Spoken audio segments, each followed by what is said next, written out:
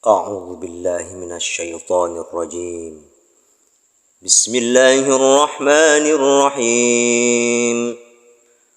ولا تكونوا كالذين تفرقوا واختلفوا من بعد ما جاءهم البينات وأولئك لهم عذاب عظيم.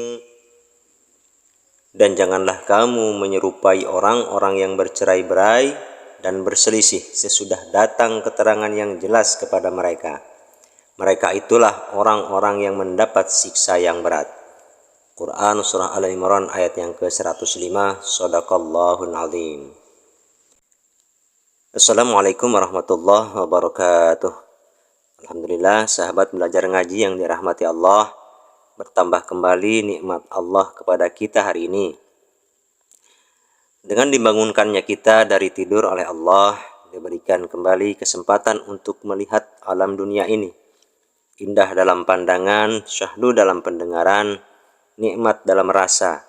Maka agar tidak kufur nikmat, harus kita pertebal iman dan Islam kita kepada Allah, agar selalu mampu bersyukur sebagai satu cerminan bahwa kita seorang hamba yang tahu berterima kasih atas mahabbahnya Allah, Rasulullah, dan juga antar sesama makhluk yang ada di alam dunia ini. Salawat salam sebagai bentuk mahabbah kita tentunya jangan sampai kita tinggalkan, untuk selalu kita lantunkan teruntuk baginda yang mulia, Khatamul Anbiya, penghulunya para nabi, yakni Habibana wa Nabiyyana wa Maulana Muhammad sallallahu alaihi wasallam, beserta seluruh keluarga dan juga para sahabat-sahabat lainnya. Kenapa sih agama Islam terpecah menjadi 73 golongan? Lalu, kenapa juga harus ada 4 mazhab dalam agama Islam? Bukankah ini yang memicu selalu terjadinya pertengkaran, malah ada yang sampai bermusuhan antar sesama penganut agama Islam sendiri? Sahabat belajar ngaji yang dirahmati Allah, Islam yang diturunkan oleh Allah Subhanahu wa Ta'ala sudah sangat sempurna. Sebagaimana firman Allah dalam surah Al-Maidah ayat yang ketiga, Bismillahirrahmanirrahim. Al-yawma akmaltu lakum dinakum wa atmamtu alaikum ni'mati wa raditu lakumul Islam madina. Pada hari ini telah aku sempurnakan agamamu untukmu, dan telah aku cukupkan nikmatku bagimu, dan telah aku ridai Islam sebagai agamamu.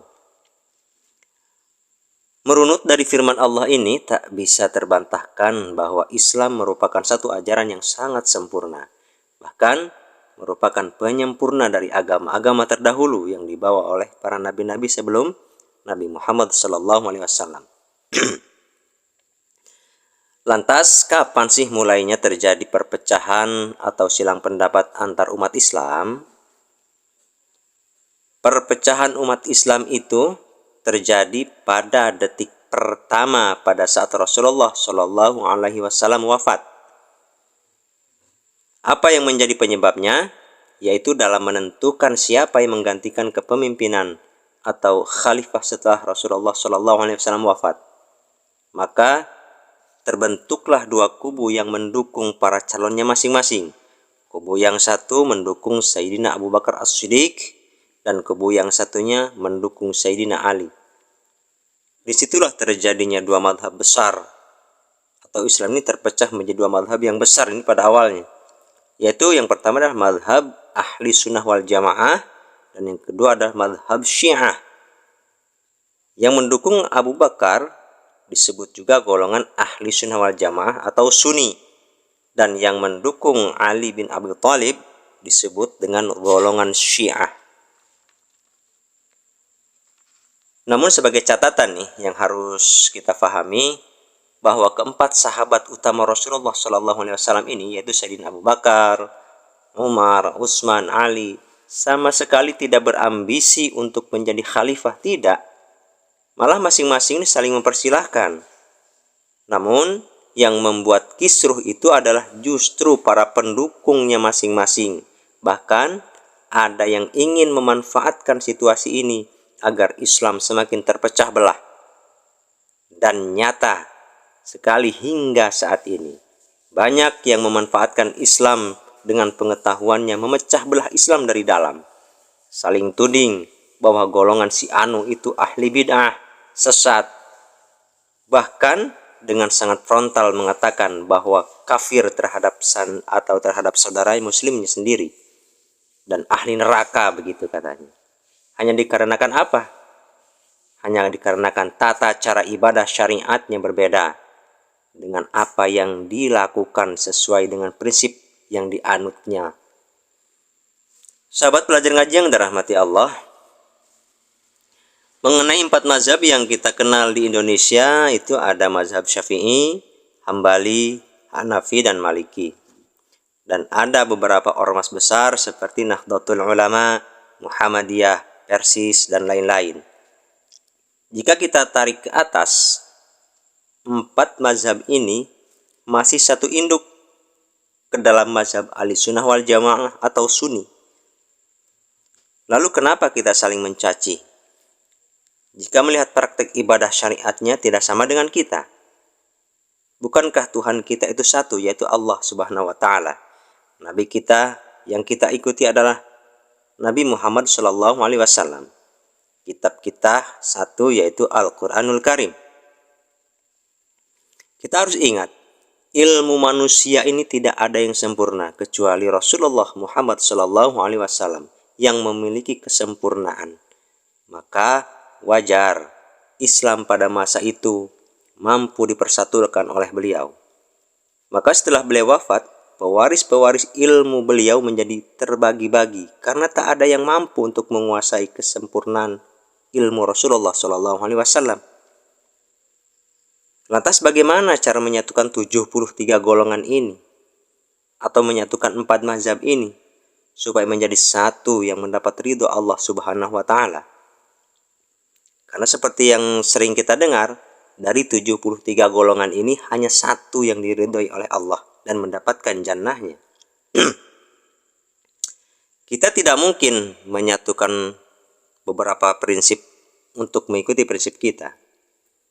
Hanya dengan satu cara yang perlu kita pahami, yaitu dengan cara bersatu kita dalam panji Islam tanpa membesar-besarkan perbedaan. Biarlah perbedaan menjadi perhiasan indah dalam Islam. Karena Tuhan kita satu, Allah Subhanahu wa Ta'ala. Nabi kita satu, Nabi Muhammad SAW. Kitab kita satu, Al-Quran. Bahkan dalam sholat pun arah kita sama, yaitu Baitullah. Biarlah Allah yang menilai kualitas ibadah kita. Jangan ikut campur urusan Allah tentang pahala, dosa, neraka, ataupun surga. Allah menciptakan makhluknya ini pasti berbeda-beda, baik bentuk maupun prinsip dalam hati dan juga otaknya. Allah sengaja menciptakan berbeda-beda agar kita sadar bahwa Allah inilah rahmatan lil alamin. Silahkan bebas kita memilih, akan tetapi tidak keluar dari aturan Allah Subhanahu wa Ta'ala, Al-Quran, dan juga sunnah-sunnah Rasulnya. Boleh berbeda kita dalam bentuk ataupun tata cara ibadah kita, akan tetapi jangan sampai kita berpecah belah agar tidak mudah dimasuki oleh orang-orang yang memang bertujuan untuk memecah belah umat Islam. Jika ada yang berseteru, jika ada yang bertengkar, maka kita wajib untuk mendamaikannya. Satu tujuan kita mencari ridha Allah Subhanahu wa Ta'ala. Bismillahirrahmanirrahim. Innamal mu'minuna ikhwatun fa aslihu baina akhawaikum wattaqullaha la'allakum turhamun. Orang-orang beriman itu sesungguhnya bersaudara. Sebab itu damaikanlah antara kedua saudaramu itu dan takutlah terhadap Allah supaya kamu mendapat rahmat. Quran surah Al-Hujurat ayat yang ke-10. Wallahu a'lam bishawab. Demikian sahabat belajar ngaji yang dirahmati Allah, sharing kita kali ini. Semoga ada sedikit manfaat yang dapat diambil. Tetap jaga persatuan dan kesatuan. Jangan perlebar atau memperbesar perbedaan, karena dalam Islam banyak sekali kesamaan. Semoga apa yang kita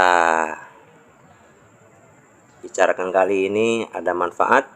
Mohon maaf jika ada kata-kata yang kurang berkenan. Astaghfirullahaladzim. Wassalamualaikum warahmatullahi wabarakatuh.